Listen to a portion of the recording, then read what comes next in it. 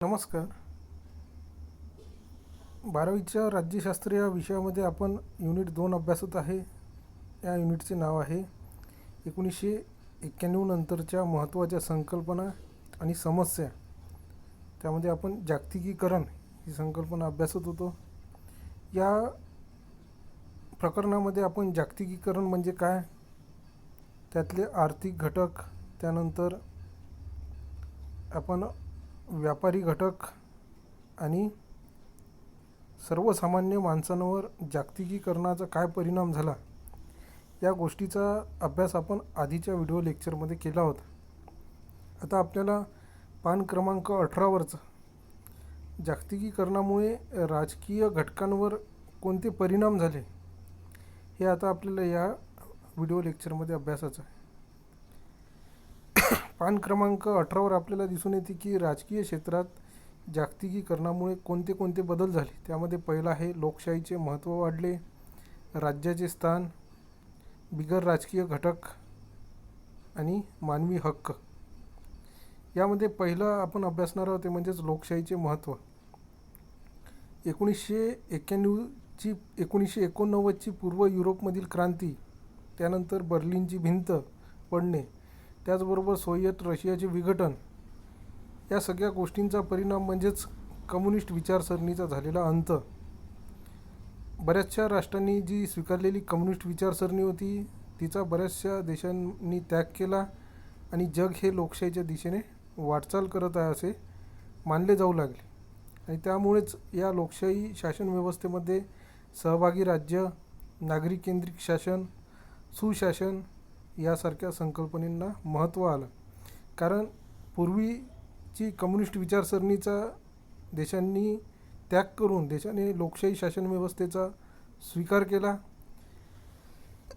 आणि त्यामध्ये सहभागी राज्य, नागरिक केंद्रित शासन आणि सुशासन यासारख्या संकल्पनेला अतिशय महत्त्व प्राप्त झाले. युनिट 5मध्ये आपल्याला सुशासन ही संकल्पनासुद्धा सविस्तर अभ्यासाची. हा महत्त्वाचा राजकीय क्षेत्रात झालेला बदल आपल्याला या ठिकाणी म्हणता येईल. त्यानंतर आपण बघतो की लोकशाही शासन व्यवस्थेमध्ये निर्णय हे बहुमताने घेतले जातात. सहभागी शासन व्यवस्थेत त्या पारंपरिक निर्णय प्रक्रियेच्या पलीकडे जाऊन समाजातील सर्व घटकांना निर्णय प्रक्रियेत सामील करता येईल, कसे येईल हे प्रामुख्याने बघितले जाते.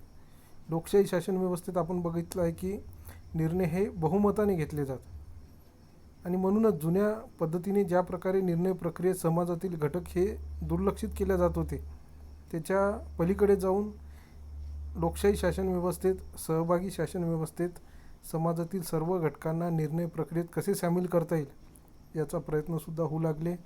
आणि म्हणूनच नागरिक केंद्रित शासन आणि सुशासन व्यवस्थेत नागरी समाजाच्या सहभागावर अधिकाधिक भर दिलेला आपल्याला दिसून येते. तर हा एक महत्त्वाचा राजकीय क्षेत्रातला बदल आपल्याला लोकशाहीचे वाढलेले महत्त्व या सगळ्या गोष्टीवरून लक्षात येते. त्यानंतर दुसरं आहे राज्याचे स्थान. जागतिकीकरणामध्ये राज्याचे स्थानाला सुद्धा अतिशय महत्त्व प्राप्त झाले. आज आपण बघतो की जागतिकीकरणाच्या संदर्भात जेव्हा जेव्हा बोलले जाते तर असं म्हटलं जाते की राज्याचं महत्त्व कमी होत झालेलं आहे. आपण बघितलं आहे की भारत हा सुद्धा एक सार्वभौम राज्य आहे आणि सार्वभौमत्व हाच राज्याचा एक महत्त्वाचा घटक असते. कारण सार्वभौमत्व ही संकल्पना राज्याच्या अधिकार क्षेत्राशी जोडली गेलेली असते. कारण सार्वभौमत्वामध्येच राज्याला स्वतःच्या मताने निर्णय घेण्याचा अधिकार, यालाच काय म्हटलं जाते, सार्वभौमत्व म्हटलं जाते. आणि म्हणूनच राज्याच्या अधिकार क्षेत्राशी ही जोडली गेलेली संकल्पना आहे असं आपल्याला म्हणता येईल. कारण त्याच्याच आधारे राज्याला आपल्या अधिकार क्षेत्रात कायदे करण्याचा अधिकार प्राप्त होऊ शकतो. परंतु जागतिकीकरणामुळे या सार्वभौमत्वाच्या संकल्पनेत अंतर्गत तसे बाह्य घटकाकडून आघात होत आहे असं म्हटलं जाते. राज्याच्या अधिकार क्षेत्रात कुठेतरी अंतर्गत आणि बाह्य घटकाकडून आघात होत आहे. त्याचे काही उदाहरणसुद्धा दिलेले आहे. जसं आंतरराष्ट्रीय कायद्याचा विस्तार दिवसेंदिवस होत चाललेला आहे आणि आंतरराष्ट्रीय कायद्याचं पालन करणं हे सर्व देशांवर बंधनकारक आहे. आणि म्हणूनच या ठिकाणी राज्याला अधिकार क्षेत्र निर्धारित करत असताना आंतरराष्ट्रीय कायद्याचा सुद्धा विचार करावा लागतो. आंतरराष्ट्रीय कायद्याचा विचार करूनच अधिकार क्षेत्र निश्चित करावे लागते. प्रादेशिक आर्थिक संघटनाचा दबावसुद्धा राज्यावर पडत आहे. बाजारपेठेचे जागतिकीकरण होत आहे. त्यामुळे विविध देशाच्या धोरणांचा परिणामसुद्धा राज्याच्या अधिकार क्षेत्रावर होत आहे. पर्यावरण आणि मानवी प्रश्नाबाबतसुद्धा चिंता दिवसेंदिवस वाढत आहे. त्यामुळे सुद्धा राज्याला ही बाह्य आव्हाने निर्माण झालेली आहे.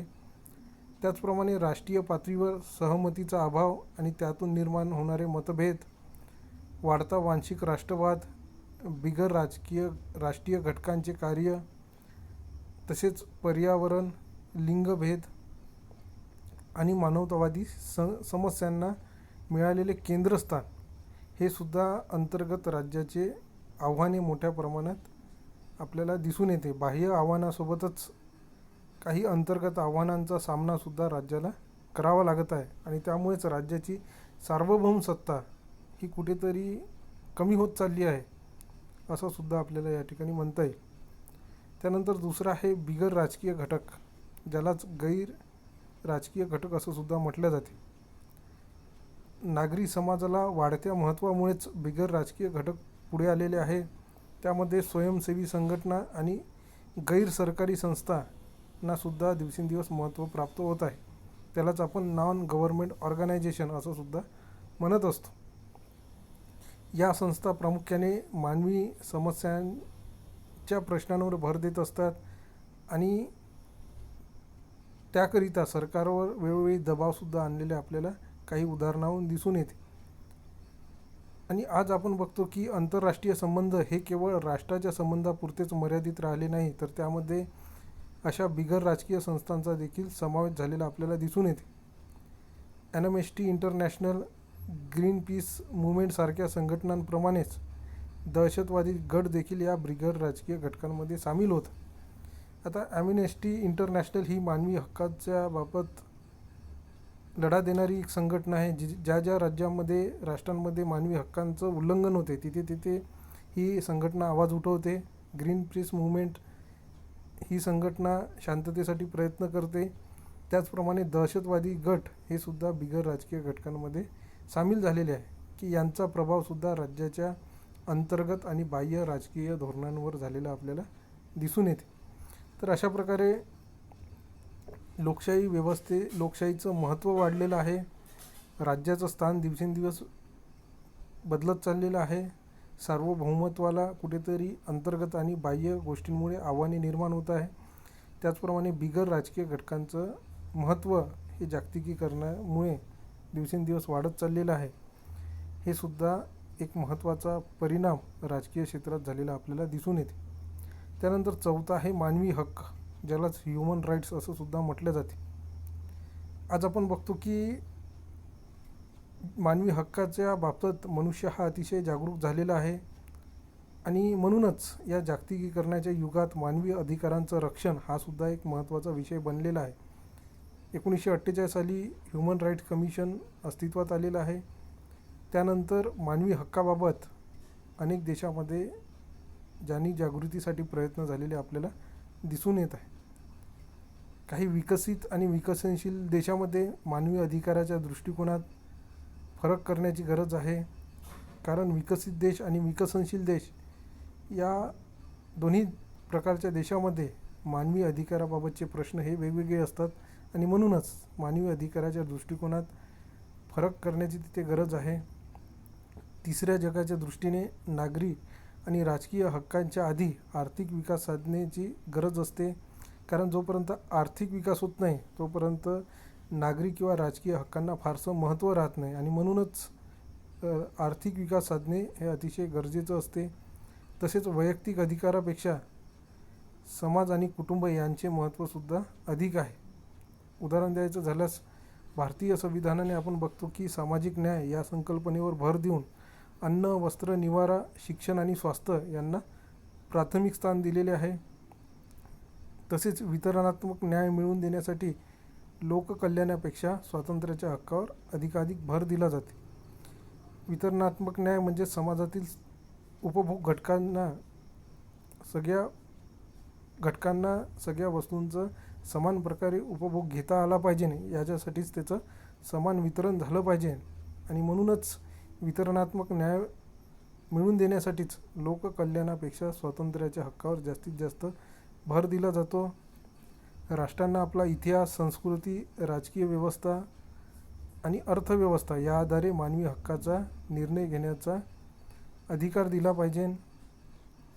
थोडक्यात आपल्याला असं म्हणता येईल की नागरी हक्क, राजकीय हक्क आणि स्वातंत्र्य या पाश्चात्य दृष्टिकोनाला प्रत्यक्ष स्थानिक परिस्थितीची सांगड घालण्याची सुद्धा गरज असते. कारण प्रत्येक देशाची स्थानिक परिस्थिती ही वेगवेगळी असते. अमेरिकेची वेगळी आहे, भारताची वेगळी आहे, जपानची वेगळी आहे, चीनची वेगळी आहे. म्हणूनच मानवी हक्काला सगळ्या परिस्थितीत किंवा सगळ्या राष्ट्रामध्ये सारख्या चष्म्यातून न पाहता तिथल्या परिस्थितीची विचार करून नागरी, राजकीय हक्क आणि स्वातंत्र्य यांना प्रत्यक्षात तेथील स्थानिक परिस्थितीची सांगड घालणे हे सुद्धा अतिशय आवश्यक आहे. तर अशा प्रकारे आज आपण आजच्या व्हिडिओ लेक्चरमध्ये राजकीय क्षेत्रात जागतिकीकरणामुळे जे 4 महत्त्वाचे परिणाम झालेले आहे ते आपण या ठिकाणी अभ्यासलेले आहे. पुढच्या व्हिडिओ लेक्चरमध्ये आपल्याला भारतातील काही स्थानिक प्रश्न या ठिकाणी सविस्तरपणे अभ्यासाचे आहे की ज्यामुळे मानवी हक्काबाबतचे प्रश्न निर्माण झाले होते आणि त्यामुळे देशाच्या सार्वभौमत्वाला कुठेतरी आव्हान दिलं गेलं होतं असं सुद्धा आपल्याला म्हणता येईल. तर या सगळ्या गोष्टींचा अभ्यास पुढील व्हिडिओ लेक्चरमध्ये आपण सविस्तररित्या करणार आहोत. धन्यवाद.